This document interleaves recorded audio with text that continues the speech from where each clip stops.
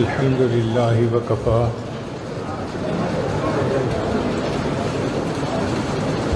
وسلام علی عبادہ الذین اصطفیٰ اما بعد اعوذ باللہ من الشیطان الرجیم بسم اللہ الرحمن الرحیم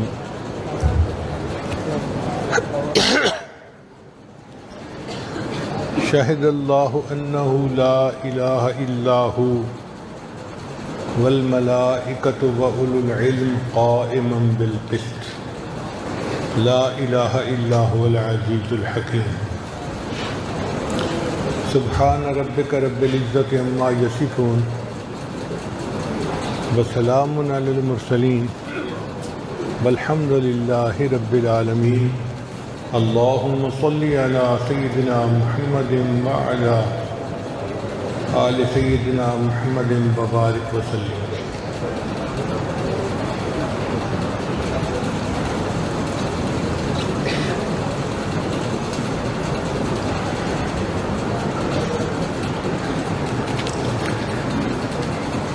دین اسلام کی عمارت 5 ستونوں پر ہے۔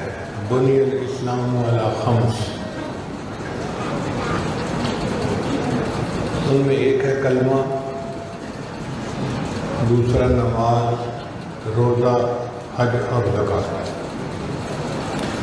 مگر آپس میں اہمیت کا فرق ہے۔ نماز بالغ ہونے کے بعد فرض ہوتی ہے، اس سے پہلے نہیں، اور ہر عورت نماز ہر وقت نہیں پڑھتی۔ جس عورت کے ایام ہوں یا جو نفاس کی حالت میں ہو وہ نماز نہیں پڑھ سکتی۔ اسی طرح روزہ بھی، کہ عورت ایام کی حالت میں روزہ نہیں رکھ سکتی، حالانکہ روزہ فرض ہے مگر اس کو اللہ نے منع کر دیا۔ زکوٰۃ ہر بندے پر فرض نہیں، صرف امیر کے اوپر فرض ہے، اور وہ امیر جس کے پاس نصاب کا مال 1 سال فالتو رہا ہو۔ حج بھی غریب کے اوپر فرض نہیں، امیر بندے پر فرض ہے، من استطاع الیہ سبیلا۔ لیکن کلمے کی شان انوکھی ہے۔ ہر انسان، مرد، عورت، بچہ، بوڑھا، بیمار، تندرست، جس حال میں بھی ہے اس کے اوپر کلمے کا پڑھنا لازم ہے۔ کلمہ پڑھنے سے انسان مسلمان کہلاتا ہے۔ حدیث مبارکہ میں ہے کہ جب کوئی بندہ کلمہ پڑھتا ہے تو ایک فرشتہ اس عمل کو لے کر آسمانوں کی طرف جاتا ہے، تو آسمانوں سے نیچے آنے والے ایک فرشتے سے اس کی ملاقات ہوتی ہے، دونوں ایک دوسرے کے ساتھ ہم کلامی کرتے ہیں۔ اوپر والا فرشتہ پوچھے کہ تم اوپر کہاں جا رہے ہو؟ وہ کہتا ہے کہ ایک بندے نے کلمہ پڑھا اور میں اس کا یہ عمل اللہ کے حضور پیش کرنے کے لیے جا رہا ہوں۔ پھر نیچے والا پوچھتا ہے کہ آپ نیچے کہاں جا رہے ہیں؟ وہ جواب دیتا ہے کہ جس بندے کا عمل تم لے کر جا رہے ہو میں اس بندے کی بخشش کا پیغام لے کے جا رہا ہوں۔ کلمہ پڑھنے سے انسان کی زندگی کے سارے گناہ معاف ہو جاتے ہیں۔ اس کی اہمیت اتنی ہے کہ مدینہ طیبہ میں ایک قبیلہ تھا بنو کلب، بکریاں چرانے والے مشہور تھے۔ ہر گھر نے 200 400 بکریاں، 1000 2000 بکریاں پالی ہوئی تھیں۔ حدیث مبارکہ میں آتا ہے کہ جب سب قبیلے والے اپنی بکریاں نکالتے، 2 پہاڑوں کے درمیان کی جتنی وادی تھی سب بکریوں سے بھر جاتی تھی۔ اس قبیلے کے سردار کا نام تھا دہیہ کلبی۔ ان کے دل میں اسلام قبول کرنے کی تمنا پیدا ہوئی اور وہ اپنے گھر سے چلے نبی علیہ السلام کی خدمت میں حاضر ہونے کے لیے۔ یہ اتنا بڑا واقعہ تھا اس زمانے میں کہ جبریل علیہ السلام نبی علیہ السلام کی خدمت میں حاضر ہوئے اور خوشخبری دی، اے اللہ کے حبیب صلی اللہ علیہ وسلم، دہیہ کلبی مسلمان ہونے کے لیے آ رہے ہیں۔ نبی علیہ السلام بھی بہت خوش ہوئے آپ صلی اللہ علیہ وسلم نے اٹھ کر استقبال کیا اور چادر بچھائی اور ان کو کہا کہ دہیا تم میری چادر کے اوپر بیٹھو. اذا اتاکم کریم قوم فاکرموہ، حدیث مبارکہ ہے. قبیلے کے سردار تھے مگر ان کا دل بدل چکا تھا. انہوں نے چادر تو سمیٹ لی اور اس کو بوسہ دیا اور نیچے بیٹھ گئے اور پھر کہا کہ اے اللہ کے وسلم میں کلمہ پڑھنے کے لیے آیا ہوں. نبی علیہ السلام نے ان کو کلمہ پڑھایا تو دہیا کلبی نے رونا شروع کر دیا. نبی علیہ السلام نے پوچھا دہیا رو کیوں رہے ہو؟ اے اللہ کے وسلم میری عمر 60 سال ہو گئی ہے اور اس 60 سال میں میں نے لوگوں پہ خوب ظلم کیا، ان پر جبر کیا. میں سردار تھا قبیلے کا، اپنی منمانی کی تو میرے 60 سال کے گناہ میرے سر پر ہیں اور ایک گناہ اس سے بھی زیادہ بڑا ہے. نبی صاحب نے پوچھا وہ کون سا گناہ؟ اے اللہ کے وسلم مجھے اپنے قبیلے میں کسی لڑکی کا پیدا ہونا اچھا نہیں لگتا تھا، تو جب خبر ملتی فلاں گھر میں لڑکی پیدا ہوئی میں خود وہاں جاتا تھا اور والدین سے لڑکی کو چھین کر اس کو زندہ دفن کر دیا کرتا تھا. میں نے اپنے ہاتھوں سے 70 زندہ لڑکیوں کو زمین میں دفن کیا ہوا. اب میرے گناہ کیسے معاف ہوں گے؟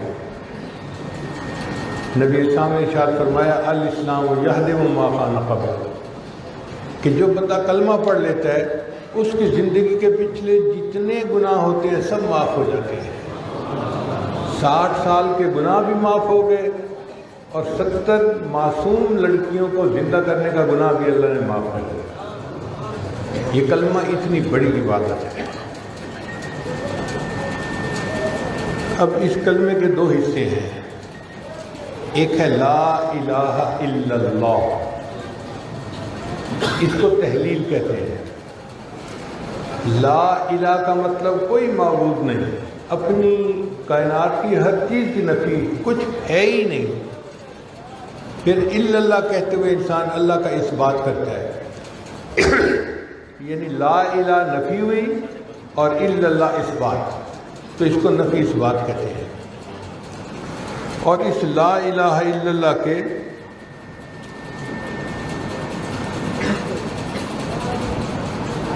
حروف 12 بنتے ہیں.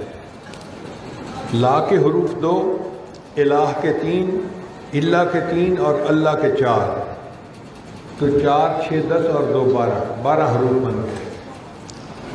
علماء نے لکھا ہے کہ جو لا الہ الا اللہ کا ذکر زیادہ کثرت کے ساتھ کرے گا اللہ ان 12 حروف کے بدلے 12 مہینوں کے گناہ معاف فرما دے گا.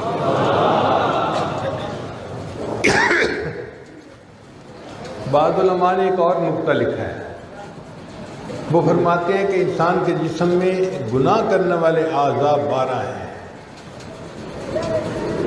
2 آنکھیں، 2 کان، 2 ہاتھ اور 2 پاؤں، تو 8 ہو گئے. اور انسان کا دماغ، انسان کی زبان، انسان کا دل اور انسان کی شرمگاہ، 4 یہ ہو گئے، 8 اور 12. تو 12 اعضاء ہیں جن سے انسان گناہ کرتا ہے. تو جو بندہ لا الہ الا اللہ کا ذکر کثرت کے ساتھ کرے گا اللہ سب اعضاء کے گناہوں کو معاف فرما دے گا.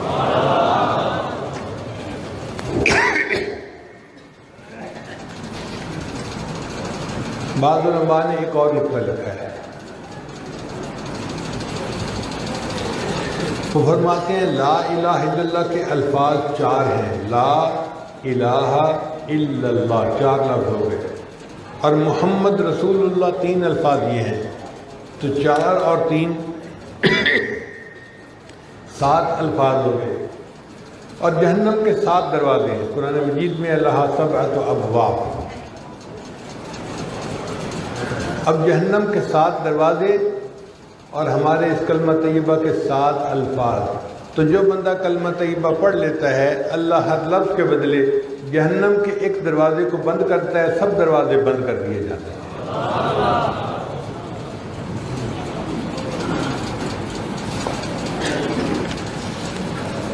اب یہ جو لفظ ہے نا لا الہ الا اللہ، چونکہ آپ حضرات ذاکرین ہیں اور تحلیل کا سبق بھی کرتے ہیں، تو ذرا اس کے معرف سن لیجئے۔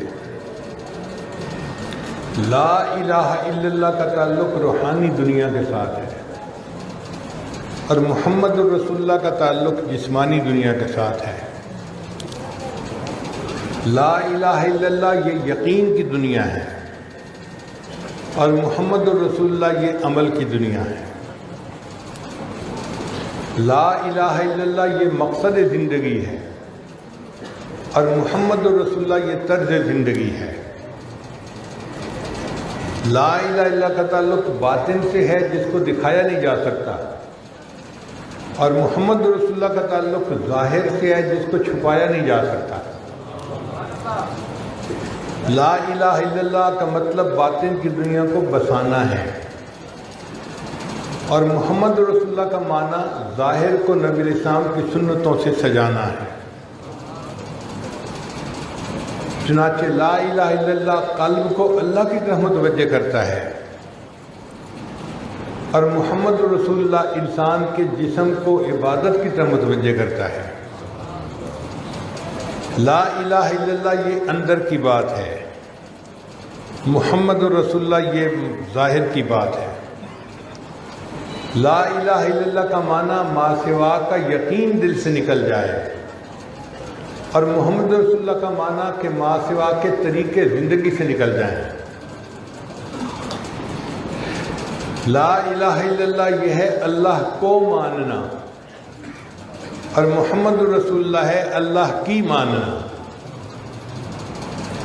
لا الہ الا اللہ منشائے الہی پہ چلنے کا نام ہے، اور محمد رسول اللہ منشائے نبوت پر چلنے کا نام ہے۔ لا الہ الا اللہ کے اس کلمے میں جلال ہے، اور محمد رسول اللہ کے کلمے میں جمال ہے۔ لا الہ الا اللہ کا مقصد ہے احکامات الہی پر چلنے میں کامیابی ہے، اور محمد رسول اللہ کا مقصد ہے کہ نبی الاسلام کے طریقوں پر چلنے میں کامیابی ہے۔ چنانچہ لا الہ الا اللہ میں کامیابی کا یقین بدر میں سکھایا گیا، اور محمد رسول اللہ میں کامیابی کا یقین احد میں سکھایا گیا۔ لا الہ الا اللہ یہ جڑ کی مانند ہے، جڑ زیادہ ہو اور مضبوط ہو تو درخت بڑا اچھا ہوتا ہے، اور محمد رسول اللہ کا تعلق شاخوں کے ساتھ ہے۔ شاخیں جتنی زیادہ ہوتی ہیں اتنا سایہ زیادہ ہوتا ہے اور پھل زیادہ ہوتا ہے۔ لا الہ الا اللہ کی مثال پاسپورٹ کی مانند ہے، اور محمد رسول اللہ کی مثال اس پاسپورٹ پہ لگے ہوئے جنت کے ویزے کی مانند ہے۔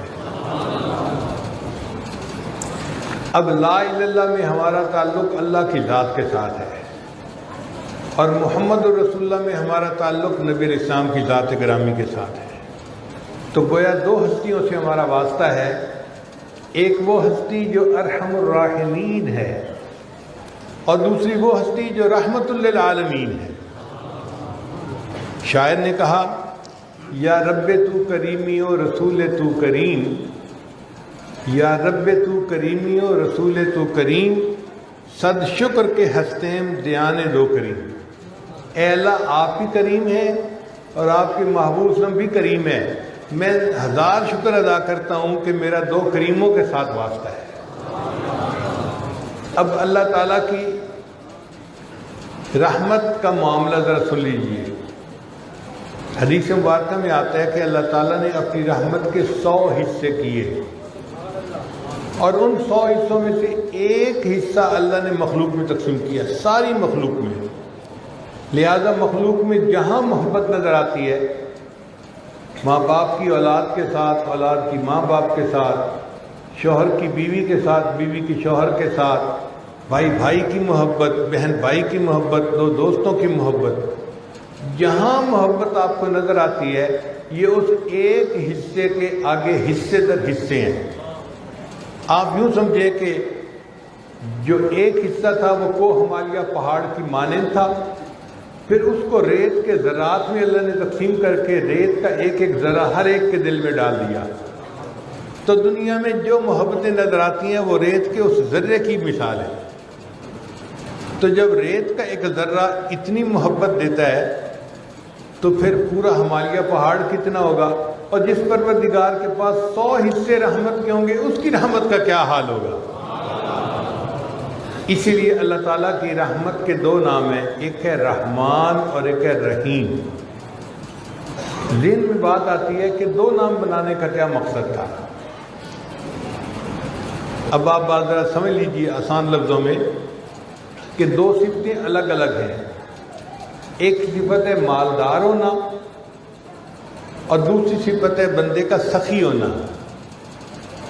ایک بندہ مالدار تو بہت ہو, کنجوس مکھی چوس ہو تو مال کا کیا فائدہ.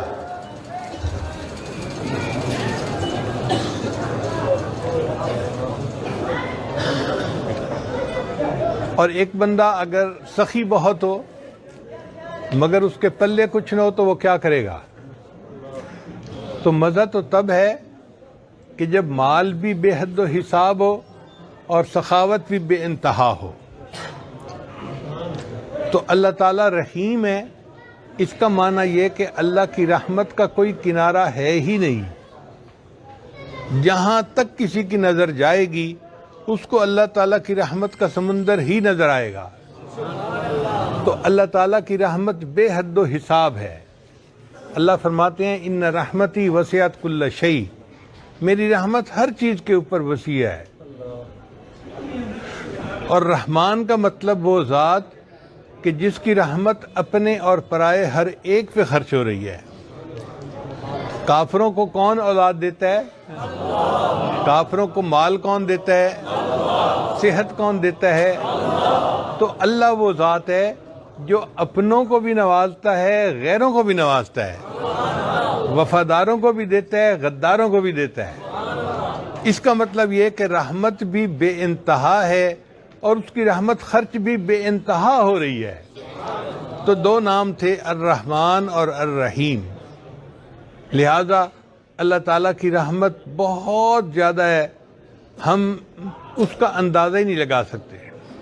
کتابوں میں لکھا ہے کہ حضرت شیخ عبد القادر جیلانی رحمۃ اللہ علیہ قرآن مجید کا درس دیتے تھے اور پورا شہر ان کا درس سننے کے لیے آتا تھا. انہوں نے اللہ تعالیٰ کی رحمت کا درس دیا اور درس دیتے دیتے 18 سال گزر گئے. اب 18 سال بڑی لمبی مدت ہے. 18 سال کے بعد ان کے دل میں خیال آیا کہ میں سامعین کو اللہ کے جلال کے بارے میں ہی بتاؤں. چنانچہ انہوں نے اللہ تعالیٰ کے جلال پر بیان کیا. اب وہ جلال کا بیان سن کے تو مجمع کے اوپر تو عجیب حالات, کچھ لوگ بے ہوش ہو گئے, کچھ فوت ہو گئے, جنازہ اٹھایا گیا. اب جب کچھ لوگ مر گئے, فوت ہو گئے, تو اللہ نے الہام کیا عبد القادر جیلانی تو میرے بندوں کے سامنے میرے جلال کا تذکرہ کرتا ہے. تو شیخ عبد القادر جیلانی رحمۃ اللہ نے عرض کیا, اے اللہ میں نے 18 سال آپ کی رحمت کا تذکرہ کیا. تو اللہ تعالیٰ نے جواب دیا کہ عبد القادر جیلانی کیا 18 سال میں میری رحمت ختم ہو گئی تھی؟ جس پروردگار کی رحمت کا یہ حال ہے کہ 18 سال کوئی بیان کرے تو بھی وہ اس کو بیان نہیں کر سکتا, اس رحمت کے حد و حساب کا کوئی اندازہ لگا ہی نہیں سکتا. اب اللہ تعالیٰ نے اپنے محبوب صلی اللہ علیہ وسلم کے ساتھ ایک وعدہ کیا. بات ذرا غور سے سننے والی ہے. اللہ فرماتے ہیں یوم لا یخزی اللہ النبی والذین آمنوا معہ, اللہ تعالیٰ قیامت کے دن اپنے محبوب کو رسوا نہیں فرمائیں گے. رسوا کو کہتے ہیں انگریزی میں لیٹ ڈاؤن ہونے دینا, کہ اللہ تعالیٰ اپنے محبوب صلی اللہ علیہ وسلم کو قیامت کے دن شرمندہ نہیں ہونے دیں گے, لیٹ ڈاؤن نہیں ہونے دیں گے. اب یہ اللہ کا وعدہ ہے. چنانچہ امت گناہ گار ہے تو قیامت کے دن نبی علیہ السلام کے سامنے جب امت کے گناہ کھلیں گے تو نبی علیہ السلام کو تو بہت اس وقت جو ہے وہ پریشانی ہوگی. تو اللہ نے اس کا علاج یہ کیا کہ دنیا میں ہی گناہوں کے بخشنے کا انتظام کر دیا. آپ ذرا غور کریں,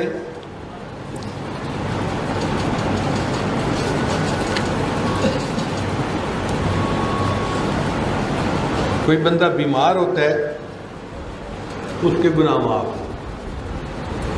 ایک فرشتہ ہے جو ہماری نیکیاں لکھتا ہے اور دوسرا فرشتہ ہمارے گناہ لکھتا ہے. حدیث مبارکہ میں آتا ہے کہ جب کوئی بندہ نیکی کا ارادہ کرتا ہے تو نیکی والا فرشتہ اسی وقت ایک نیکی لکھ لیتا ہے. ابھی اس نے کیا کچھ نہیں، صرف ارادہ کیا ہے. اب گناہ والا فرشتہ تو ماتحت ہے، وہ پوچھ نہیں سکتا. پوچھے بھی تو وہ کہتا ہے جی نیکی کا ارادہ کیا اس لیے میں نے نیکی لکھ لی. اگر یہی بندہ گناہ کا ارادہ کرتا ہے تو گناہ والا فرشتہ گناہ نہیں لکھ سکتا. اس کو نیکی والے فرشتے سے جو اس کا افسر ہے اجازت لینی پڑتی ہے. تو نیکی کا ارادہ کیا تو نیکی لکھ لی گئی، گناہ کا ارادہ کیا گناہ نہیں لکھا جاتا. گناہ والا فرشتہ پوچھے بھی صحیح کہ جی میں لکھ لوں اس کے گناہ کا ارادہ کر لیا ہے. وہ کہتے ہیں کر تو لیا ہے لیکن کیا تو نہیں نا، اس لیے تو ہم ابھی نہیں لکھ سکتے. حتیٰ کہ وہ بندہ گناہ کر لیتا ہے. جب کر لیتا ہے تو فرشتہ پھر پوچھتا ہے جی اب تو اس نے گناہ کر لیا میں لکھ دوں. تو نیکی والا فرشتہ کہتا ہے تجھے جلدی کیا پڑی ہے، صبر رکا، تھوڑی دیر صبر کر، ہو سکتا ہے توبہ کر لے. 6 گھنٹے تک وہ فرشتہ انتظار کرواتا ہے. اگر وہ بندہ نادم ہو جائے، شرمندہ ہو جائے، نادم اور شرمندہ کا کیا مطلب کہ گناہ تو کر لیا اپنے نفس کے جذبات میں آ کے، پھر بعد میں کرنے کے بعد خیال آیا یار میں نے برا کیا، مجھے ایسا نہیں کرنا چاہیے تھا، میں آئندہ ایسے نہیں کروں گا. یہ جو دل کی کیفیت ہے اس کو ندامت کہتے ہیں. اور الندم توبۃ، یہ ندامت ہی انسان کی توبہ ہوتی ہے. تو اس پر اللہ تعالیٰ اس کے گناہ کو معاف فرما دیتے ہیں. گناہ لکھنے کی نوبت ہی نہیں پیش آتی. اور اگر بندہ نیکیاں بھی کرتا ہے گناہ بھی کرتا ہے تو حدیث مبارکہ میں آتا ہے کہ جب مومن سو جاتا ہے تو اس وقت تو فرشتوں کو اعمال لکھنے کا کام نہیں ہوتا. تو پھر نیکیوں والا فرشتہ ہر نیکی کے بدلے 10 گناہوں کو مٹانا شروع کر دیتا ہے. ہر نیکی کے بدلے 10 گناہوں کو مٹا دیا جاتا ہے. اب یہ انتظام کس نے کیا؟ اللہ نے. کیوں کیا؟ کہ میرے محبوب صلی اللہ علیہ وسلم کے امتیوں کی خطاؤں کو معاف کر دیا جائے، ان کو دھو دیا جائے دنیا میں، تاکہ قیامت کے دن ان کے گناہ پیش ہی نہ ہو سکے. پھر اس پر ایک اور بات کہ اللہ تعالیٰ نے ہوا میں پرندے، پانی میں مچھلیاں اور زمین کے اندر چونٹیاں، ان کو حکم دے دیا کہ تم میرے ایمان والے بندوں کے لیے استغفار کرو. مومن اپنے گھر میں بیٹھا ہوتا ہے، اپنا کاروبار کر رہا ہوتا ہے، اللہ تعالیٰ مچھلیوں کے، چیونٹیوں کے اور پرندوں کے استغفار کو بہانہ بنا کر مومن کے گناہوں کو معاف فرما دے. اور اس سے بھی ایک اوپر کی بات کہ آسمان پر فرشتے ہیں جن کی تعداد کو کوئی نہیں جانتا. وَمَا يَعْلَمُ جُنُودَ رَبِّكَ إِلَّا هُوَ. ان ان گنت فرشتوں کو اللہ نے حکم کیا کہ تم مومنوں کے لیے استغفار کرو. وَيَسْتَغْفِرُونَ لِمَنْ فِي الْأَرْضِ. اور زمین کے گناہگاروں کے لیے فرشتے استغفار کرتے ہیں اور اس کو بہانہ بنا کے اللہ مومنوں کے گناہوں کو معاف فرما دیتے ہیں. کیا اللہ تعالیٰ کی ترتیب ہے اور اس کی رحمت کی دلیل ہے کہ اللہ کی رحمت تلی ہوئی ہے کہ میں نے بندے کو گناہ بچنے نہیں دینا. جیسے ماں ہے نا کہ بچے کے جسم پر کوئی داغ دھبا پسند نہیں کرتی، ذرا سی کوئی چیز لگی ہو فوراً اس کو نہلا دیتی ہے، دھو دیتی ہے. اللہ کی رحمت بھی ایسے ہی ہے کہ بندے نے اپنے دل کو سیاہ کیا، اللہ فوراً اس کے دل کو صاف فرما دیتے ہیں. پھر ایک بندہ بیمار ہو جاتا ہے تو اس کی بیماری کو بہانہ بنا کر اللہ اس کے گناہوں کو بھی معاف فرما دیتے ہیں. حدیث مبارکہ میں ہے کہ بندہ بیمار ہو کے شفا یاب ہوتا ہے تو اس طرح گناہوں سے پاک ہو جاتا ہے جس طرح کہ وہ نہانے کے بعد میل کچیل سے پاک صاف ہو گیا تھا. پھر دنیا میں کوئی تکلیف آتی ہے، کوئی غم آتا ہے، کوئی پریشانی آتی ہے، حتیٰ کہ چراغ جل رہا تھا وہ چراغ بجھ گیا، اس چراغ کے بجھنے پر بندے کے دل کو تھوڑا سا ارمان لگتا ہے کہ بجھ گئی روشنی. وہ جو چھوٹا سا ارمان لگا اس پر بھی اللہ گناہوں کو معاف فرما دیتے ہیں. علماء نے لکھا ہے کہ ایک بندے کی 2 جیبیں تھیں. اس نے اپنی گھر کی کنجی ایک جیب میں ڈالی. جب نکالنے کا وقت آیا تو اس نے دوسری جیب میں ہاتھ ڈالا اور دوسری جیب میں کنجی نہیں تھی. تو تھوڑی دیر کے لیے اس کو ایک مینٹل شاک لگا, صدمہ, وہ میری چابی کہاں گئی. پھر اس کو دوسری جیب میں چابی مل بھی گئی. یہ جو تھوڑی دیر کا صدمہ ہے اس پر بھی اللہ گناہوں کو معاف فرما دیتے ہیں.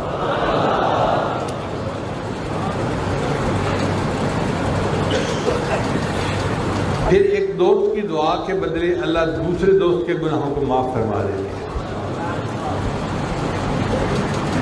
پھر جمعہ کے دن جو اہتمام کے ساتھ بندہ جمعہ پڑھتا ہے, حدیث مبارکہ میں آتا ہے اللہ جمعہ کی نماز اہتمام کے ساتھ پڑھنے پر پورے ہفتے کے گناہوں کو معاف فرما دیتے ہیں.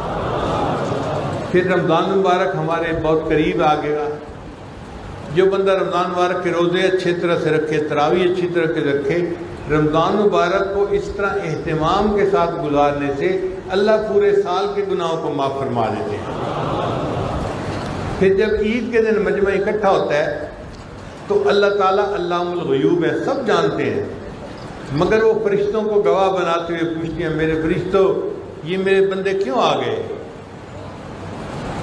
فرشتے کہتے ہیں اللہ یہ وہ مزدور ہیں جنہوں نے پورا مہینہ روزے رکھے اور مزدوری کی, اب یہ آپ سے اس کی اجرت لینے کے لیے آئے ہیں. اللہ فرماتے ہیں عبادی و امائی, میرے بندوں اور میری بندیوں, تم نے رمضان کے روزے رکھے, تراویح پڑھی, اس کی وجہ سے قوموا مغفورا لکم, تم کھڑے ہو جاؤ بخشے بخشائے, میں نے تمہارے گناہوں کو بھی نیکیوں میں تبدیل فرما دیا. تو عید کی نماز پڑھنے پر پوری زندگی کے گناہ معاف.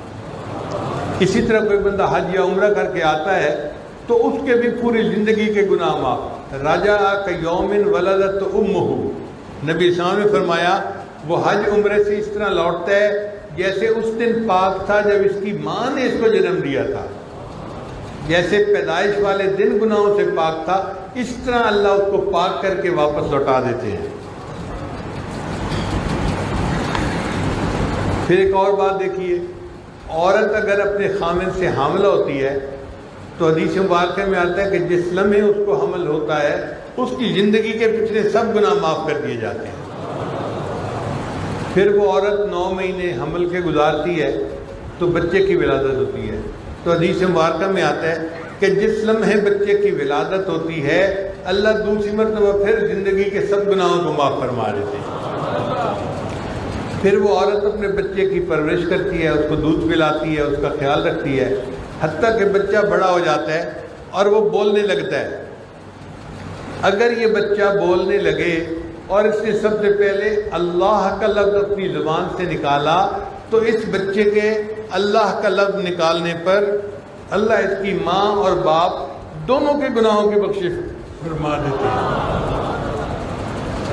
تو واقعی دل کہتا ہے کہ اللہ آپ کی رحمت تو تلی ہوئی ہے کہ میں نے ان کے گناہ رہنے نہیں دینے. ہمیں چاہیے کہ ہم گناہوں سے توبہ کریں اور بچیں, لیکن اللہ کی رحمت بھی اپنے جوش میں ہے. پھر سکرات موت جو انسان پر طاری ہوتی ہے, موت کے وقت تکلیف تو ہوتی ہے نا, اس پر گناہ معاف. پھر قبر میں جو ضبط قبر پیش آتا ہے اس پہ بھی مومن کے گناہ معاف. پھر قیامت کے دن جو خوف ہوگا اور دہشت ہوگی اس پر بھی انسان کے گناہوں کو اللہ معاف فرما دیں گے. اگر ان تمام کے باوجود اگر کوئی امتی ایسا ہے کہ جس کے گناہ بچ گئے اور پھر وہ گناہ لے کر آیا تو اللہ نے اس کے لیے بھی سبب بنا دیے. حدیث مبارکہ میں ہے کہ نبی علیہ السلام کے ایک امتی آئے گا جس کے گناہوں کی بہت لمبی لسٹ ہوگی. اللہ تعالیٰ اس کے گرد نور کی کنات جس کو کہتے ہیں نا چادر تان دیں گے تو مخلوق اسے نہیں دیکھ سکے گی. پھر اللہ اس بندے کو کہیں گے تیرا یہ گناہ یہ گناہ یہ گناہ یہ گناہ, سارے گناہ گنوائیں گے. وہ تسلیم کرتا رہے گا حتیٰ کہ وہ سوچے گا آج میں جہنم سے بچ نہیں سکتا. اللہ آخر پر فرمائیں گے تو گناہ بھی کرتا تھا اور معافیاں بھی مانگتا تھا.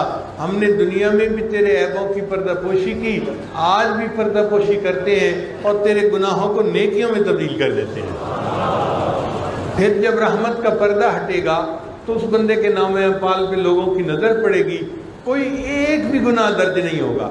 تو لوگ آپس میں باتیں کریں گے, شاید یہ انبیاء میں سے کوئی نبی ہوگا جس نے معصوم زندگی گزاری, کوئی گناہ ہی اس نے نہیں کیا, حالانکہ وہ نبی علیہ السلام کے گناہ گار امتی ہوگا, مگر اللہ اس کے گناہوں کو اس طرح معاف فرما دیں گے. علماء نے لکھا ہے کہ اللہ تعالیٰ قیامت کے دن اپنے 100 حصے رحمت کے ساتھ بندوں کی طرف متوجہ ہوگا. اب بتائیں, ایک ماں جس کو ایک ریت کا ذرہ ملا ہے رحمت کا, وہ بچے کو دھوپ میں کھڑا ہوتا نہیں دیکھ سکتی, آگ کے قریب جاتے نہیں دیکھ سکتی. تو جس پروردگار کے پاس کو حوالیہ نہیں, یہ تو ایک حصہ تھا, 100 حصے اللہ کے پاس رحمت کے ہیں. اس 100 حصے رحمت کے ساتھ اللہ اپنے مومن بندے کو جہنم میں کیسے جائے گا, یہ ہو ہی نہیں سکتا. چنانچہ حضرت قاری محمد طیب رحمۃ اللہ نے اپنے خطبات میں ایک بات لکھی ہے. وہ فرماتے ہیں کہ 2 بندے ہوں گے جن کے گناہ زیادہ ہوں گے, اللہ تعالیٰ ان کو بلائیں گے اور فرمائیں گے کہ بھائی تم نے گناہ کیے اور غفلت میں زندگی گزاری, جاؤ جہنم میں. اب ان میں سے ایک جو ہوگا وہ تو جہنم کی طرف تیز چلنا شروع کر دے گا, جس کو کہتے ہیں نا برسک واک کرنا, تیزی سے چلنا, وہ تو دوڑ ہی لگا دے گا. اللہ تعالیٰ اس کو بلائیں گے, میرے بندے میں نے تجھے حکم دیا تو بھاگ ہی پڑا. یا اللہ میں نے یہ سوچا زندگی میں تو آپ کے احکام ماننے میں نے غفلت کی, آج آپ کا آخری حکم ہوا جاؤ جہنم میں اس حکم پر تو عمل کر لوں, اس لیے میں بھاگ پڑا. اللہ فرمائیں گے اچھا میرے حکم کا اگر اتنا مقام تیرے دل میں ہے, چل میں نے تجھے جنت عطا فرما دی. لیکن دوسرے بندے کو جب حکم ہوگا جاؤ جہنم میں, تو وہ 2-4 قدم چلے گا اور پھر پیچھے دیکھے گا, پھر 2-4 قدم چلے گا پھر پیچھے دیکھے گا. اللہ اس کو بھی بلائیں گے, میرے بندے میں نے تجھے حکم دیا جاؤ جہنم میں, تو 2-4 قدم چلتا تھا پھر پیچھے دیکھتا تھا. وہ کہے گا یا اللہ میں پوری زندگی آپ کی رحمت سے کبھی مایوس نہیں ہوا, اگرچہ آپ نے حکم دیا جاؤ جہنم میں تعمیل میں 2 قدم اٹھاتا تھا پھر پیچھے دیکھتا تھا, شاید آپ کو ترس آ جائے. اللہ فرمائیں گے اچھا اگر میری رحمت کا تجھے اتنا بھروسہ ہے, چل تجھے بھی میں نے جنت عطا کر دی. اللہ تعالیٰ کی رحمت کا اتنا نزول ہوگا. پھر قاری مطیع رحمۃ لکھتے ہیں کہ اتنا ظہور ہوگا رحمت کا کہ ایک وقت آئے گا کہ شیطان کو بھی امید لگنے لگ جائے گی شاید آج مجھے بھی معاف کر دیا جائے. اللہ تعالیٰ اپنی رحمت کو گناہگاروں میں تقسیم کریں گے. اب گناہگاروں میں رحمت تقسیم کیسے کی جائے, تو ایک شاعر نے ایک عجیب و غریب آئیڈیا دیا.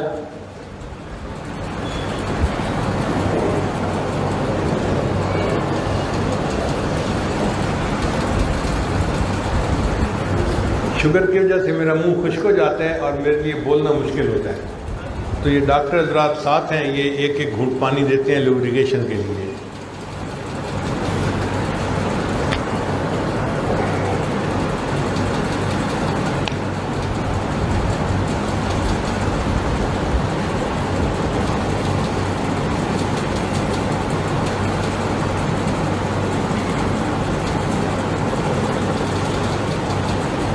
تو ایک شاعر نے ایک عجیب آئیڈیا دیا. اس نے کہا کہ اللہ تعالیٰ رحمت کو تقسیم کریں گے اپنے بندوں میں, تو فرشتے پوچھیں گے یا اللہ کس قانون کے مطابق رحمت تقسیم کریں.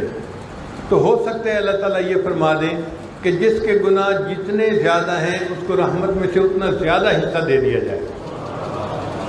اور اگر یہ معاملہ ہو گیا تو پھر قیامت کے دن عجیب معاملہ ہوگا. بے گناہوں میں چلا زاہد جو اس کو ڈھونڈنے, بے گناہوں میں چلا زاہد جو اس کو ڈھونڈنے, مغفرت بولی ادھر آ میں گناہ گاروں میں ہوں. وہ کرشمے شان رحمت دکھائے روز حشر, چیخ اٹھا ہر بے گناہ میں بھی گناہ گاروں میں ہوں۔ اللہ کی رحمت کا اتنا ظہور ہوگا کہ جو بے گناہ لوگ ہوں گے نا وہ بھی چیخ کر کہیں گے فرشتوں تم تو سب رحمت گناہ گاروں میں لٹا رہے ہو، میں بھی گناہ گار ہوں، مجھے بھی حصہ دے دو۔ اب ارحم الراحمین کی رحمت کو تو ہے یہ معاملہ۔ اب دوسری ہستی ہے رحمت للعالمین، اللہ کے پیارے حبیب صلی اللہ علیہ وسلم، ان کا معاملہ اور بھی عجیب ہے۔ حدیث مبارکہ میں ہے کہ سیدہ عائشہ صدیقہ رضی اللہ عنہا نے پوچھا اے اللہ کے حبیب صلی اللہ علیہ وسلم، میں جب آپ کو دیکھتی ہوں آپ روتے ہیں، دعا کرتے ہیں اور یا رب امتی یا رب امتی کہتے رہتے ہیں۔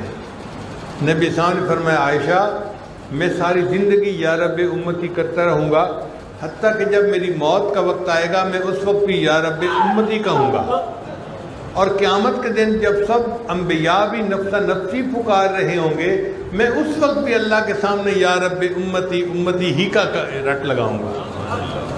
تو جس محبوب صلی اللہ علیہ وسلم کی رحمت اتنی ہے کہ وہ قیامت کے ہولناک مناظر اور دہشتناک ماحول میں بھی اپنے امتیوں کو اکیلا نہیں چھوڑیں گے، تو پھر آپ سوچئے ان کی کتنی رحمت کا معاملہ ہو۔ حدیث مبارکہ میں آتا ہے کہ جب آیت اتری اللہ نے فرمایا کہ اے میرے محبوب صلی اللہ علیہ وسلم وَلَسَوْفَ يُعْطِيكَ رَبُّكَ فَتَرْضَىٰ، تیرا رب تجھے اتنا دے گا کہ تو راضی ہو جائے گا۔ ہمارے حضرت مرشد عالم رحمۃ اللہ کا ترجمہ یوں فرمایا کرتے تھے کہ اے میرے محبوب اللہ تجھے اتنا دے گا کہ تو بس بس کرے گا۔ آپ کسی برتن میں دودھ لینے جائیں نا اور دینے والا اس کو اوپر کنارے تک بھر دے تو لینے والا کہتے ہیں جی بس بس بس، کیونکہ اب وہ نیچے گرنے کی خطرہ ہوتا ہے۔ تو اللہ اپنے محبوب کو اتنی رحمت سے نوازیں گے کہ محبوب صلی اللہ علیہ وسلم بھی بس بس کرنے لگ جائیں گے۔ اے میرے محبوب اللہ تجھے اتنا حصہ دے گا کہ تو راضی ہو جائے گا۔ جب یہ آیت اتری تو نبی علیہ السلام نے صحابہ سے کہا کہ اللہ نے میرے ساتھ وعدہ کیا ہے کہ وہ مجھے راضی کرے گا، اور میں اس وقت تک راضی نہیں ہوں گا جب تک کہ میرا آخری امتی بھی جنت میں نہیں چلا جائے گا۔ وہ تھا ارحم الراحمین کا معاملہ، اور یہ ہے رحمت للعالمین کا معاملہ۔ اللہ اکبر کبیرہ۔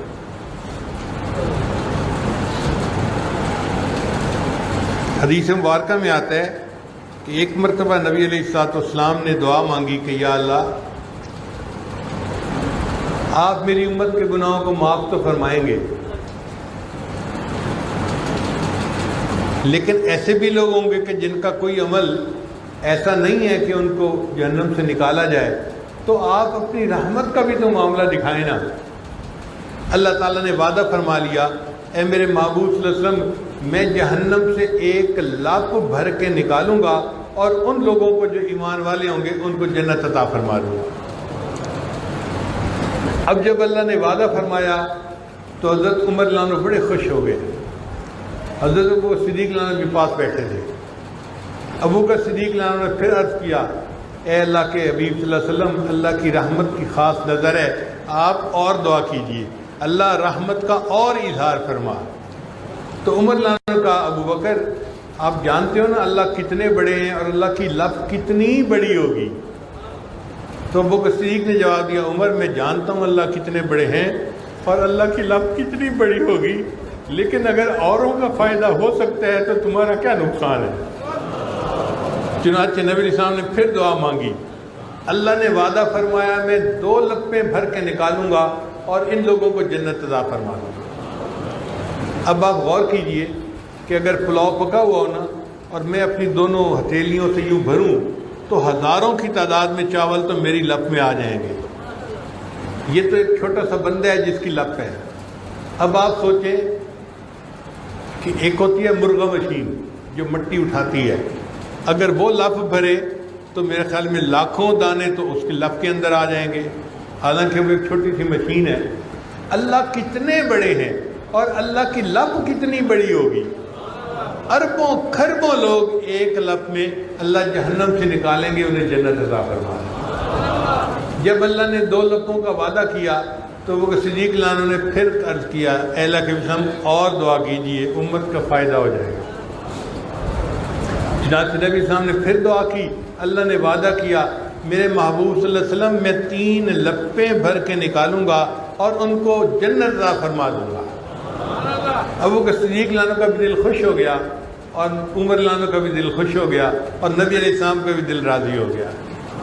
اب آپ بتائیں، اللہ کی رحمت کا ایسا ظہور ہوگا قیامت کے دن، اور یہ کس لیے ہوا کہ نبی علیہ السلام نے دعا مانگی۔ پھر نبی علیہ السلام کی امت کے ساتھ اللہ نے وعدہ کیا، اے میرے محبوب صلی اللہ علیہ وسلم قیامت کے دن بہت گرمی ہوگی، بہت دہشت ہوگی، بہت خوف ہوگا، مگر میں آپ کی امت کے لیے ایک ایئر کنڈیشن کمرہ بنا دوں گا، ان کو وہاں ٹھہرا دوں گا، ان کو دھوپ گرمی کا پتہ ہی نہیں چلے گا۔ اللہ وہ ایئر کنڈیشن کمرہ کون ہوگا؟ اے میرے محبوب صاحب، وہ میرے عرش کا سایہ ہوگا۔ چنانچہ ایک حدیث مبارکہ میں 7 بندے آتے ہیں جو عرش کے سائے کے نیچے ہوں گے، اور بہت سی اور حدیثوں میں بھی ایسے بندوں کا تذکرہ ہے۔ اب اگر ان تمام کو یکجا کیا جائے تو ذرا سن لیجئے کون کون بندے قیامت کے دن عرش کے سائے کے نیچے ہوں گے۔ مجھے لگتا ہے کہ مجمع میں سے ہر بندہ قیامت کے دن عرش کے سائے کے نیچے ہوگا۔ سب سے پہلے امام عادل، جو بندہ حکمران ہو اور عدل و انصاف کی زندگی گزارنے والا ہو، اللہ تعالیٰ اس کو قیامت کے دن عرش کا سایہ عطا فرمائیں گے۔ پھر شاب نشأ فی عبادت اللہ، وہ نوجوان جو جوانی میں اللہ کی عبادت کرتا ہو۔ اب اس مجمع میں مجھے لگتا ہے آدھا مجمع تو عرش کے سائے کے قابل بن جائے گا، کیونکہ نوجوان گرم خون آج بھی آپ دیکھیں سنتیں سجا کے اللہ کے سامنے اس کی بخشش اور رحمت لینے کے لیے یہاں آیا بیٹھا ہے۔ پھر تیسرا، جس بندے کا دل مسجد میں اٹکا رہتا ہو، یہ جو ذاکر اور صوفی لوگ ہوتے ہیں نا، ان کا دھیان مسجد کی طرف ہی رہتا ہے، ایک نماز، پھر دوسری نماز، پھر تیسری نماز۔ تو نوجوان تو پہلے ہی عرش کے سائے میں آ گئے تھے، اب اللہ نے بوڑھوں کے لیے بھی راستہ ہموار کر دیا۔ پھر وہ 2 شخص جو ایک دوسرے سے اللہ کے لیے محبت کرتے ہوں۔ اب جو مرید کو شیخ سے محبت ہوتی ہے وہ کس کے لیے ہوتی ہے؟ اللہ کے لیے۔ اس کا مطلب یہ ہے کہ اس محبت کی وجہ سے اللہ مرید اور پیر دونوں کو عرش کا سایہ عطا فرمائیں گے۔ اگر یہ معیار لکھیں تو مجھے لگتا ہے کہ پورا مجمع قیامت کے عرش کے سائے کے نیچے ہوگا۔ پھر نبی علیہ السلام نے فرمایا، جو بندہ اللہ کے راستے میں صدقہ کرے اور کسی کو پتہ نہ چلے، دائیں ہاتھ سے صدقہ کرے کہ بائیں ہاتھ کو پتہ نہ چلے، وہ بھی عرش کے سائے کے نیچے ہوگا۔ پھر وہ بندہ جو تنہائی میں بیٹھ کر دعا مانگے اور اللہ کے خوف سے رو پڑے۔ کتنے مرد کتنی عورتیں ایسی ہیں، ظاہرہ غفلت کی زندگی ہو جاتی ہے، گناہ کا ارتکاب ہو جاتا ہے، مگر کبھی نہ کبھی ایسا وقت ضرور آتا ہے، نماز کے بعد، تہجد کے بعد، دن میں، رات میں بندے کا دل بھر آتا ہے اور بندہ ہاتھ اٹھا کر اللہ کے سامنے دعا مانگتا ہے اور آنکھوں میں آنسو آ جاتے ہیں۔ ایسا مرد اور ایسی عورت جس کی آنکھ سے اللہ کے خوف کی وجہ سے آنسو بہا، یہ اللہ تعالیٰ قیامت کے دن عرش کا سایہ عطا فرما دے گا۔ پھر کوئی مرد کسی عورت کو گناہ کی طرف بلائے اور عورت کہنے میں اللہ سے ڈرتی ہوئی انکار کر دے، تو یہ عورت بھی قیامت کے دن عرش کے سائے میں ہوگی۔ یا کوئی عورت مرد کو بلائے اور انسان مرد گناہ کر انکار کر دے، تو یہ مرد بھی قیامت کے دن عرش کے سائے کے نیچے ہوگا۔ پھر اگر کسی نے کسی سے قرضہ لیا اور مقروض جو ہے وہ قرضہ ادا نہیں کر پا رہا، اور قرضہ دینے والا اس کو کہتا ہے کہ کوئی بات نہیں، تم سہولت سے دے دینا، میں سختی نہیں کرتا، تو مقروض کو سہولت کا ٹائم دینے والا یہ بھی قیامت کے دن عرش کے سائے کے نیچے ہوگا۔ غریبوں کے لیے تو اللہ نے راہ ہموار کیا ہی تھا، امیروں کے لیے بھی راستہ ہموار کر دیا۔ تو مقروض کو سہولت کا ٹائم دینے والا یہ بھی قیامت کے دن عرش کے سائے کے نیچے ہوگا۔ غریبوں کے لیے تو اللہ نے راہ ہموار کیا ہی تھا، امیروں کے لیے بھی راستہ ہموار کر دیا۔ پھر جو بندہ تجارت میں سچ بولتا ہے تو سچ بول کر تجارت کرنے والا بندہ بھی قیامت کے دن عرش کے سائے کے نیچے ہوگا۔ پھر رات کے اندھیرے میں جو بندہ مسجد میں چل کے جاتا ہے فجر کی نماز کے لیے، عشاء کی نماز کے لیے، یہ بندہ بھی قیامت کے دن عرش کے سائے کے نیچے ہوگا۔ پھر یتیم کی پرورش کرنے والا، ہمارے گھروں میں بہت سارے گھر ایسے ہوتے ہیں جن میں بھائی کا بیٹا، بہن کا بیٹا جو یتیم ہو گیا تھا یا ماں فوت ہو گئی تھی تو دوسرے اس کی پرورش کرتے ہیں۔ یتیم کی پرورش کرنے والا بندہ یہ بھی قیامت کے دن عرش کے سائے کے نیچے ہوگا۔ پھر جس بندے کی طبیعت ہوگی نا جلدی معاف کرنے کی، کہ دوسرے سے غلطی ہو گئی، وہ غصہ نہیں کرتا، جلدی معاف کر دیتا ہے، تو حدیث مبارکہ میں آتا ہے جو دوسروں کو دنیا میں جلدی معاف کرتا ہوگا اللہ اس کو قیامت کے دن جلدی معاف فرمائیں گے اور اس کو عرش کا سایہ عطا فرمائیں گے۔ پھر کچھ لوگ ہوتے ہیں جو رشتہ داریوں کا بڑا خیال رکھتے ہیں، ماموں، چچا، پھوپھی، رشتہ داری جو قریب کی ہوتی ہے، خون کی رشتہ داری، ان سے تعلق بنا کے رکھنا، اس کو صلہ رحمی کہتے ہیں۔ تو صلہ رحمی کرنے والے بندے کو بھی اللہ تعالیٰ قیامت کے دن اس کا سایہ عطا فرمائیں گے۔ پھر جو بندہ اپنے لیے پسند کرے وہی دوسرے مسلمان بھائی کے لیے پسند کرے، اللہ اس کو بھی قیامت کے دن عرش کا سایہ عطا فرمائیں گے۔ وہ بیوہ عورت جو چاہے تو دوسرا نکاح کر سکتی ہے، شادی کر سکتی ہے، مگر بچے چھوٹے ہیں اور وہ سوچتی ہیں کہ میں شادی کر لوں گی، میرے بچے رول جائیں گے، ان کو کوئی نہیں دیکھنے والا ہوگا، وہ بچوں کی خاطر شادی نہیں کرتی، اس بیوہ عورت کو بھی اللہ قیامت کے دن عرش کا سایہ عطا فرمائیں گے۔ پھر وہ بندہ جو اللہ کے راستے میں جاگا، رات اس نے جاگ کر گزاری یا رات کا کچھ حصہ جاگ کر گزارا، اس کو اللہ کے راستے میں جاگنے کی وجہ سے اللہ قیامت کے دن عرش کا سایہ عطا فرمائیں گے۔ ایک بندہ جو رشوت نہیں لیتا، افسر ہے مگر رشوت نہیں لیتا، رشوت نہ لینے کی وجہ سے اللہ اس کو عرش کا سایہ عطا فرمائیں گے۔ ایک بندہ کاروباری ہے مگر سود کا کام نہیں کرتا، تو سود کو چھوڑنے کی وجہ سے اللہ اس کو عرش کا سایہ عطا فرمائیں گے۔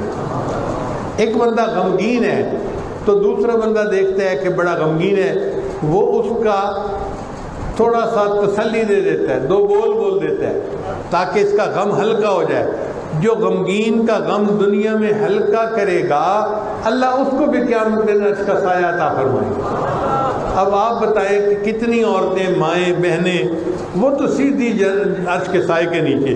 کون ہے جو بھائی کو غمزدہ دیکھے اور بہن تسلی نہ دے، بیٹے کو غمزدہ دیکھے اور ماں تسلی نہ دے، باپ تسلی نہ دے؟ یہ اللہ تعالیٰ کی طرف سے کتنی رحمت ہے کہ میرے محبوب کے امتی سارے کے سارے ایئر کنڈیشن کمرے میں جائیں، ان کو تو قیامت کے دن کی دھوپ کا اثر ہی نہ لگے۔ جیسے پہلے وقتوں میں مائیں دعا دیتی تھی نا، بیٹا تینوں تے تتی واہ بھی نہ لگے، گرم ہوا بھی نہ لگے۔ اللہ کا ایسا ہی معاملہ ہے۔ اللہ فرماتے ہیں میرے محبوب صلی اللہ علیہ وسلم، میں آپ کے امتیوں کو قیامت کے دن گرم ہوا بھی نہیں لگنے دوں گا، میں ان کو عرش کا سایہ عطا فرما دوں گا۔ پھر حدیث مبارکہ میں آتا ہے کہ جو شخص سنت کو زندہ کرے گا، جتنے نوجوان جوانی میں چہرے پہ سنت کو سجاتے ہیں، یہ سنت کو زندہ کرنے والے لوگ ہیں، اس عمل پر اللہ ان کو قیامت کے دن عرش کا سایہ عطا فرمائے گا۔ اور پھر آخری چیز نبی اسلام نے فرمایا، جو بندہ مجھ پر کثرت کے ساتھ درود شریف پڑھتا ہوگا، اس عمل کی وجہ سے اللہ اس کو عرش کا سایہ عطا فرمائے گا۔ ایسے لگتا ہے کہ اللہ تعالیٰ نے اس امت کے ساتھ رحمت کا خاص معاملہ کیا اور اپنے محبوب صلی اللہ علیہ وسلم کی رحمت للعالمین کے صدقے امت کے لیے بخشش کا معاملہ آسان فرما دیا۔ شاعر نے کہا، آہ جاتی ہے اثر کو کھینچ لانے کے لیے، بادلو ہٹ جاؤ دے دو راہ جانے کے لیے، اے دعا فریاد کر عرش بری کو تھام کے، اے خدا رخ پھیر دے اب گردش ایام کے، خلق کے راندے ہوئے دنیا کے ٹھکرائے ہوئے، آئے ہیں اب تیرے در پر ہاتھ پھیلائے ہوئے، حق پرستوں کی اگر کی تو نے دل جوئی نہیں، تانا دیں گے بت کے مسلم کا خدا کوئی نہیں، خار ہیں بدکار ہیں ڈوبے ہوئے ذلت میں ہیں، جو بھی ہیں آقا تیرے محبوب کی امت سے ہیں۔ اے اللہ ہم جیسے بھی ہیں مگر تیرے محبوب کی امت ہی تو ہیں، اس امت کی نسبت سے اے اللہ ہمیں قیامت کے دن معاف فرما دے۔ رحم کر اپنے نہ آئینے کرم کو بھول جا، ہم تجھے بھولے ہیں لیکن تو نہ ہم کو بھول جا۔ تو اللہ تعالیٰ تو رحیم ہے نا، وہ تو رحمت سے پیچھے نہیں ہٹے گا۔ عجیب بات ہے کہ بندے کو اللہ تعالیٰ ناراض بھی ہو نا پھر بھی اکیلا نہیں چھوڑتے۔ جس بندے سے اللہ ناراض ہو اگر اللہ اس کو بھی اکیلا نہیں چھوڑتے تو جس بندے سے اللہ خوش ہوں گے راضی ہوں گے اس کو کیسے اکیلا چھوڑ دیں گے؟ اس لیے اللہ تعالیٰ کی رحمت پہ پورا بھروسہ ہو۔ نبی اسلام نے ارشاد فرمایا کہ تم میں سے کسی بندے کو موت نہ آئے مگر اس حال میں کہ اللہ کے ساتھ حسن ظن ہو، اچھا گمان ہو۔ تو ہمیں اللہ کے ساتھ گمان اچھا رکھنا چاہیے۔ کیوں جی بات سمجھ میں آئی؟ اب ایک فکرہ یاد کیجئے۔ فکرہ یہ یاد کرنے والا ہے، اللہ جتنی بڑی تیری ذات اتنی بڑی میری آس۔ اللہ جتنی بڑی تیری ذات، ذرا اس کو اونچی آواز سے کہہ دیجیے، اللہ جتنی بڑی تیری ذات اتنی بڑی میری آس۔ میری اتنی تیرے ساتھ آس امید زیادہ ہے کہ تو رحمت فرمائے گا اور ہمارے اوپر کرم کا معاملہ ہوگا۔ علماء نے لکھا ہے کہ یہ جو نکاح ہے نا یہ ایجاب و قبول ہوتا ہے، کہ بیٹی کی طرف سے وکیل جو ہے ایجاب اور جو دلہا ہے وہ اس کو قبول کرتا ہے، قبل تو کہتا ہے۔ تو ایجاب و قبول کے بعد دلہا اپنی دلہن کو لے کے اپنے گھر جاتا ہے، ایسے ہی ہوتا ہے نا۔ تو علماء نے لکھا ہے کہ یہ جو ایمان ہے نا یہ بندے اور اللہ کے درمیان ایجاب و قبول ہے، لہذا جو بندہ کلمہ پڑھ لیتا ہے اللہ اس بندے کو کلمے کی برکت سے اپنے گھر جنت عطا فرمائے۔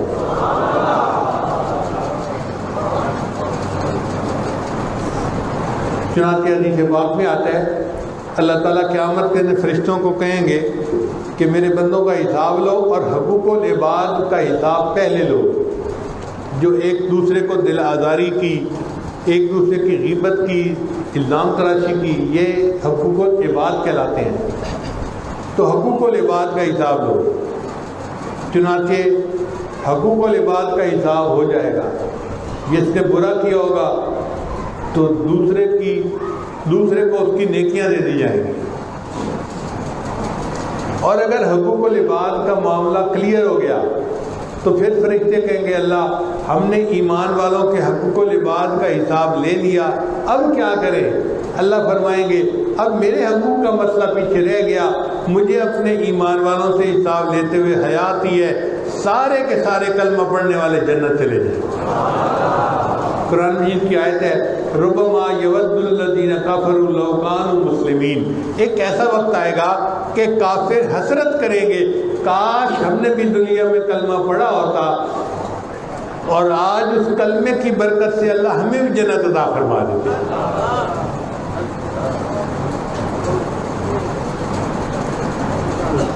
تو یہ کلمہ بہت بڑی نعمت ہے، بہت بڑی دولت ہے۔ یہ عنوان آج میں نے کیوں چنا؟ اس لیے کہ دجالی فتنے کا دور ہے اور کفر نے ایسا الٹا پروپیگنڈا کیا ہوا ہے کہ مسلمان اپنے آپ کو مسلمان کہلاتے شرماتے ہیں۔ عورتیں ایسی نافرمان بن گئی ہیں، کہتی ہیں میرا جسم میری مرضی۔ بھئی تمہارا جسم کہاں سے آ گیا؟ تم نے اپنی مرضی کی آنکھیں بنائی تھیں، اپنے مرضی سے کان بنائے تھے۔ اگر اللہ تمہارا دماغ نہ بناتا تم پاگل ہوتی، اللہ تمہیں آنکھیں نہ دیتا تم اندھی ہوتی، اللہ گویائی نہ دیتا تم گنگی ہوتی، اللہ تمہیں صحت نہ دیتا تم بیمار ہوتی، اللہ تمہیں کھانا نہ دیتا تم بھوکی ہوتی، اللہ لباس نہ دیتا تم ننگی ہوتی، اللہ تجھے مال نہ دیتا تو بھکارن ہوتی، اللہ تجھے صحت نہ دیتا تو بیمار ہوتی۔ آج اللہ نے اگر تجھے علم دیا تو پڑھی لکھی کہلاتی ہے، ورنہ تو جاہل ہوتی۔ یہ جو عزتوں کی زندگی گزارتی پھر رہی ہے یہ میرے مالک کا کرم اور احسان ہی تو ہے۔ لہذا آج کے دور میں یہ ٹاپک سمجھانا ضروری ہے کہ جو ہے ہمارے اوپر اللہ کا کرم ہے، یہ جسم اللہ نے دیا ہے اور اللہ کی مرضی سے ہم نے اس کو استعمال کرنا ہے۔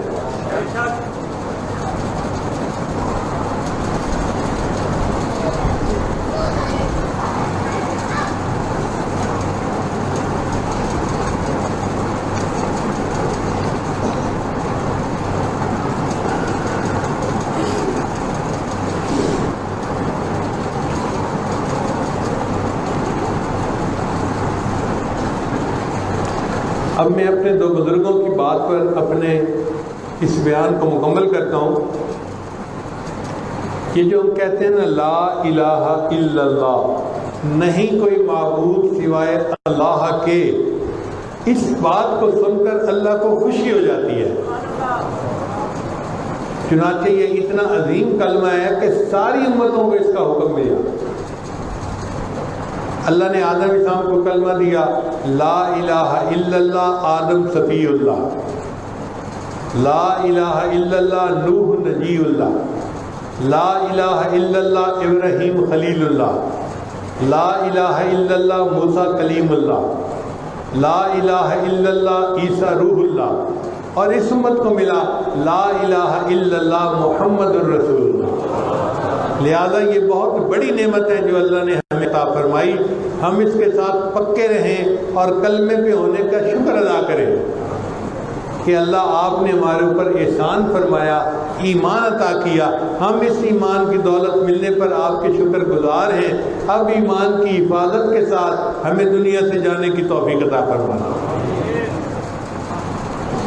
تو تقویت الایمان ایک کتاب ہے، اس میں حضرت شاہ اسماعیل شہید رحمۃ اللہ فرماتے ہیں دنیا میں بڑے بڑے گناہگار گزرے ہیں، فرعون، حامان، نمرود، شیطان، دنیا میں بڑے بڑے گناہگار گزرے ہیں جیسے فرعون، حامان، نمرود اور شیطان۔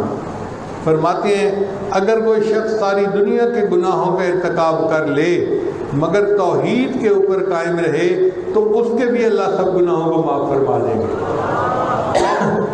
سارے گناہوں کو کوئی کر لے مگر توحید پر پکا رہے، لا الہ کی گواہی دیتا رہے، اللہ اس کی وجہ سے سب گناہوں کو معاف فرما دے گا۔ اور اس سے ایک اور عظیم عبارت ہے جو امام ربانی مجدد ثانی رحمۃ اللہ نے اپنے مکتوبات میں لکھی ہے۔ فرماتے ہیں اس فقیر کو محسوس ہوا ہے کہ اگر سارے عالم کو صرف ایک مرتبہ کلمہ پڑھنے پر اللہ بخش دے تو اس کی بھی گنجائش موجود ہے۔ ایک مرتبہ کلمہ پڑھنے پر اللہ ساری مخلوق کے سب گناہوں کو معاف کر دے تو اس کی بھی گنجائش موجود ہے۔ یہ کلمہ کتنی بڑی نعمت ہے۔ کاش ساری دنیا کی نسبت اس کے ساتھ ایسی ہوتی جو قطرے کو سمندر کے ساتھ ہے۔ دل چاہتا ہے کہ ایک کونے میں بیٹھ کر کلمہ پڑھنے کی لذت لیتا رہوں۔ تو جن کے تحلیل کے اسباق ہیں وہ خوش نصیب سالکین ہیں، ان کو چاہیے کہ بس تنہائی میں بیٹھ کے لا الہ الا اللہ، لا الہ الا اللہ، لا الہ الا اللہ، یہ کلمے کا ذکر انسان کے لیے بخشش کا ذریعہ بنے گا۔ ہم دعا کرتے ہیں کہ اللہ تعالیٰ ہمیں اپنی رحمت سے حصہ عطا فرمائے اور قیامت کے دن اس کلمے کی برکت سے اللہ ہمیں جنت عطا فرمائے۔ وآخر دعوانا ان الحمد للہ رب العالمین۔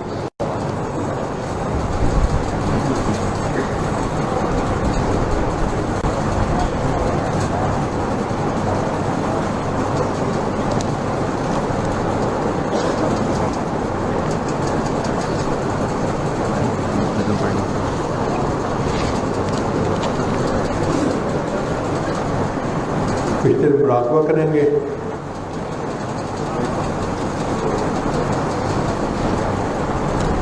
سب حضرات آنکھوں کو بند کر لیں، سر کو جھکا لیں، دنیا اور جو کوئی دنیا میں ہے اس سے ہٹ کٹ کے اللہ کی یاد میں ڈوب جائیں۔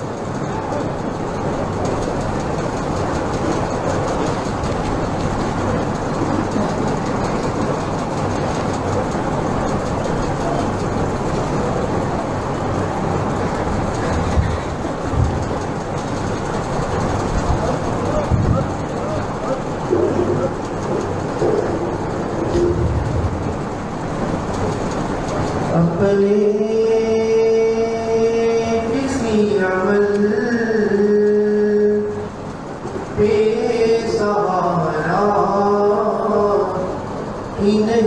ہے اپنے کسی عمل پہ سہارا ہی نہیں ہے، توبہ توبہ کیے بغیر گزارا ہی نہیں ہے۔ سنتا بھی ہے سوال وہ،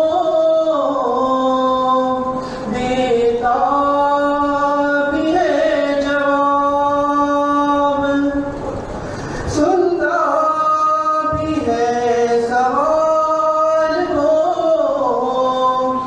دیتا بھی ہے جواب۔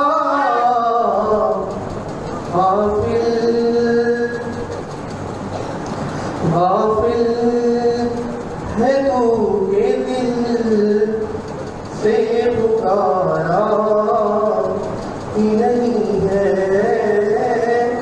غافل ہے تو کہ دل سے پکارا ہی نہیں ہے۔ ہر زاویے سے دیکھا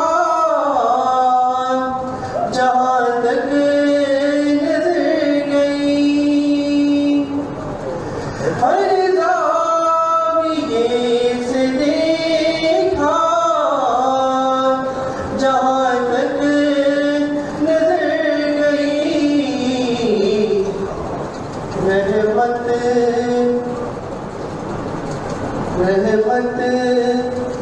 اس کی کو کنارہ ہی نہیں ہے، رحمت اس کی کوئی کنارہ ہی نہیں ہے۔ اس کے سوا جھکائے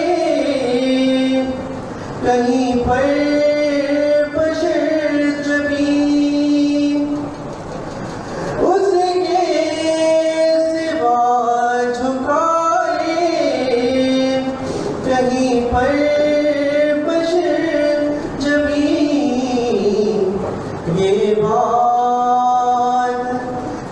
بات کبریا تو گوارا نہیں ہے، یہ بات کبریا تو گوارا ہی نہیں ہے۔ محشر میں منہ دکھائیں گے آقا کو کس طرح،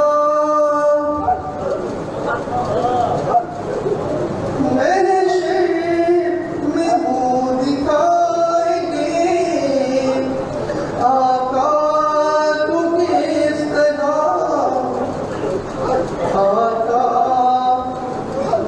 آقا نکل کہا یہ ہمارا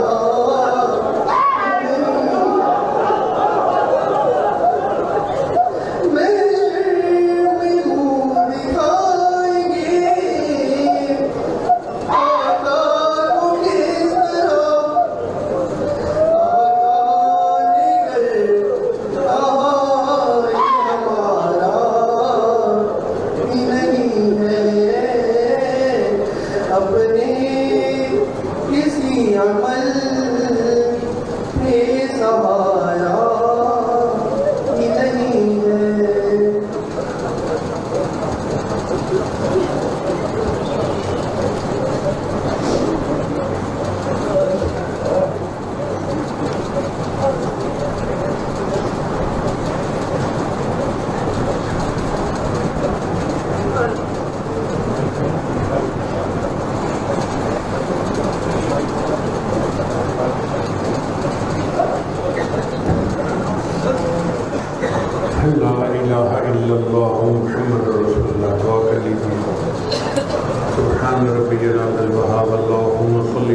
سيدنا محمد وعلى آل سيدنا محمد وبارك وسلم۔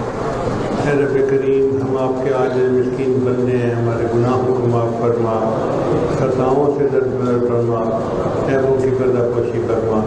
اللہ ہمارے نگاہوں کو پاک فرما، ہمارے دلوں کو صاف فرما، ہمارے سینوں کو اپنی محبت سے لبریز فرما، اپنے عشق کی آتش ہمارے سینوں میں پیدا فرما، ہمارے انگ انگ سے اپنے ذکر کو جاری فرما، روئے روئے سے اپنے ذکر کو جاری فرما، ہڈی ہڈی بوٹی بوٹی میں اپنی محبت پیدا فرما۔ اے میرے مالک، آپ نے فرمایا وَأَمَّا السَّائِلَ فَلَا تَنْهَرْ، سوالی کو انکار نہ کرو۔ اللہ، جب ہم کمزوروں کو حکم ہے ہم سوالی کو انکار نہ کریں، اے اللہ ہم بھی تو آپ کے در کے سوالی ہیں، میرے مالک آپ بھی انکار نہ کیجیے۔ اے اللہ جو مانگ رہے ہیں عطا فرما دیجیے۔ اے اللہ ہم آپ سے آپ ہی کی محبت چاہتے ہیں، آپ کا تعلق چاہتے ہیں۔ اللہ ہم پر رحمت کا نظر فرما۔ اے اللہ آپ کو آپ کی خدائی کا واسطہ ہمیں جدائی کے عذاب سے محفوظ فرما۔ اے اللہ غفلت کی زندگی سے محفوظ فرما۔ پروردگار عالم، آپ نے فرمایا یا ایھا الناس انتم الفقراء، اے انسانوں تم سب فقیر ہو اور آپ اکیلے غنی ہیں۔ اے اللہ جب ہم فقیر ہیں اور آپ غنی ہیں تو ہمیں اپنی رحیمی کا صدقہ دے دیجئے۔ آپ نے فرمایا انما الصدقات للفقراء، صدقات تو فقیروں کے لیے ہوتے ہیں۔ اللہ اپنی کریمی کا صدقہ دے دیجئے، اپنی رحیمی کا صدقہ دے دیجئے، اپنی ستاری کا صدقہ دے دیجئے، اپنی غفاری کا صدقہ دے دیجئے۔ اللہ رحمت کا معاملہ فرما، ہماری ان دعاؤں کو اپنی رحمت سے قبول فرما۔ اے اللہ ہم نے امیروں کو دیکھا ہے رمضان مبارک کے قریب غریبوں کو بڑے بڑے رمضان پیکیج دے دیتے ہیں۔ اے اللہ ہم اپنے عملوں سے تو جنت کے جانے کے قابل نہیں، لیکن آپ اپنی رحمت سے اگر فیصلہ فرما دیں تو اللہ ہمارے لیے بھی جنت جانا آسان ہو جائے گا۔ اللہ ہمارے لیے جنت کا فیصلہ فرما دیجئے۔ اے اللہ ہم پر کرم کر دیجئے، مہربانی فرما دیجئے۔ اے اللہ اس مجمع میں بہت سارے مرد اور بہت ساری عورتیں دور قریب سے چل کے آئے اس امید کے ساتھ کہ دعائیں مانگیں گے اور قبول ہوں گی۔ اے اللہ سب کی دعائیں قبول فرما لیجئے، سب کی مرادیں پوری کر دیجئے۔ اے اللہ اس مسکین کے پاس تو دینے کے لیے دعائیں ہیں، مگر آپ کے پاس تو دینے کے لیے کائنات کے خزانے ہیں۔ اللہ خزانوں کے دروازے کھول دیجئے اور سب کی جھولیاں بھر دیجئے۔ اے اللہ ہم پہ ترس کھا لیجئے، اللہ ہم پہ کرم کر دیجئے، میرے مولا ہم پہ رحم فرما دیجئے، ہماری مرادیں پوری کر دیجئے۔ اے اللہ آپ کے سوا کوئی اور در بھی تو نہیں، ہمارا کوئی مشکل کشا نہیں، کوئی حاجت روا نہیں۔ قسم اٹھا کر کہتے ہیں آپ اکیلے مشکل کشا اور حاجت روا ہیں۔ اللہ ہماری حاجتیں پوری کر دیجئے، ہمارے مشکلوں کو آسان کر دیجئے۔ اے اللہ جو بے اولاد ان کو نیک اولاد عطا فرما۔ اے اللہ جو جوان العمر بچیاں گھروں میں بیٹھی ہیں ان کو نیک دیندار قدردان رشتے عطا فرما۔ اے اللہ جو شادی شدہ ہیں ان کو خاندان و بچوں کی خوشیاں نصیب فرما۔ اے اللہ جو طلباء طالبات ہیں ان کے سینوں کو علم کے نور سے منور فرما، اور اے اللہ سب کو علم نافع عطا فرما۔ ہماری ان دعاؤں کو اپنی رحمت سے قبول فرما۔ اے اللہ ہم نے تو اپنی اوقات کے بدر مانگا، تو ہمیں اپنی شان کے بقدر عطا فرما۔ پروردگار عالم آپ نے اپنی امانت کو پہاڑ کے سپرد کیا، اس نے اس کو قبول کرنے سے معذرت کر لی، پھر آپ نے وہ امانت انسان کو سپرد کی، ہم ظلم اور جہول جو ٹھہرے ہم نے اس کو قبول کر لیا۔ اللہ اب یہ کیسے ہو سکتا ہے کہ جس پہاڑ نے معذرت کی تھی اس کو تو آپ کی تجلی نصیب ہو گئی اور ہم کلمہ پڑھنے والے اس تجلی سے محروم رہ جائیں۔ اے اللہ اس مجمع پر بھی اپنی رحمت کی تجلی فرما دیجئے، ایک کرم کی نظر فرما دیجئے۔ اے اللہ مہربانی کی نظر فرما دیجئے۔ اے اللہ ہم پر رحمت فرما اور ہمیں بھی یہ نعمت عطا فرما۔ اے اللہ آپ جانتے ہیں اور اس بات پہ گواہ ہے کہ میں نے اپنی پوری جوانی اسی دھن میں گزاری کہ مجھے اللہ آپ کا دیدار چاہیے، آپ کا دیدار چاہیے۔ میں کہاں نہ پہنچا تیری دید کی طلب میں۔ اے اللہ میں نے شہروں کے سفر کیے، ملکوں کے سفر کیے اسی دید میں کہ میں آپ کا دیدار کرنا چاہتا ہوں۔ اے اللہ اب بڑھاپا آ گیا ہے، بیماریاں غالب آ گئی، بال سفید ہو گئے، ہڈیاں بوسیدہ ہو گئی۔ اے اللہ اب میں اس دعا کو اتنا زیادہ نہیں مانگتا، البتہ ایک اور دعا غالب آ گئی ہے۔ اے اللہ اس کو پورا کر دیجئے، اور وہ دعا یہ ہے کہ اے اللہ زندگی میں ایک مرتبہ مجھے محبت کی نظر سے دیکھ لیجیے اے اللہ، ایک مرتبہ اللہ، ایک مرتبہ اے اللہ، ایک مرتبہ محبت کی نظر سے دیکھ لیجیے اے اللہ۔ یہ دعا مانگتے ڈر بھی لگ رہا ہے آپ کی طرف سے جواب نہ آ جائے۔ محبت کی نظر میں بلال پہ ڈالتا تھا، محبت کی نظر میں سمیہ پہ ڈالتا تھا۔ تم اپنی زندگیوں کو دیکھو اللہ، ہم اپنے گناہوں کا اقرار کرتے ہیں، ہم اقراری مجرم ہیں، مگر آپ بھی تو رحیم اور کریم ہیں اللہ۔ مجرموں کو بخش دینا آپ کی شان غفاری ہے اللہ، مہربانی فرما دیجئے، آج گناہوں کو معاف فرما دیجئے اور ایک مرتبہ محبت کی نظر سے دیکھ لیجئے اللہ، رحمت فرما دیجئے، کرم کر دیجئے۔ اس مجمع میں جو بھی لوگ ہیں، چھوٹے بڑے مرد عورت، اے اللہ سب کو محبت کی نظر سے دیکھ لیجئے اور سب کی دعائیں قبول فرما لیجئے اور سب کو خوشیوں کے ساتھ اپنے گھروں میں واپس لوٹا دیجئے اے اللہ۔ اس خانقاہ کو مزید دن دگنی رات چوگنی ترقی عطا فرما۔ حضرت شاہ صاحب جس محنت کے ساتھ کام کر رہے ہیں اللہ، ان کو اور زیادہ قبولیت آمد تامہ نصیب فرما اور حضرت قریشی کے فیضان کو اللہ دنیا کے کونے کونے تک پہنچانے کی توفیق عطا فرما اور ان کی اولاد کو اللہ ان کے لیے آنکھوں کی ٹھنڈک بنا۔ ہماری ان دعاؤں کو اپنی رحمت سے قبول فرما اے اللہ، جو مانگا وہ بھی عطا فرما، جو مانگنا چاہیے تو نہیں مانگ سکے وہ بھی عطا فرما۔ ربنا تقبل منا انک انت السمیع العلیم، تب علینا انک انت التواب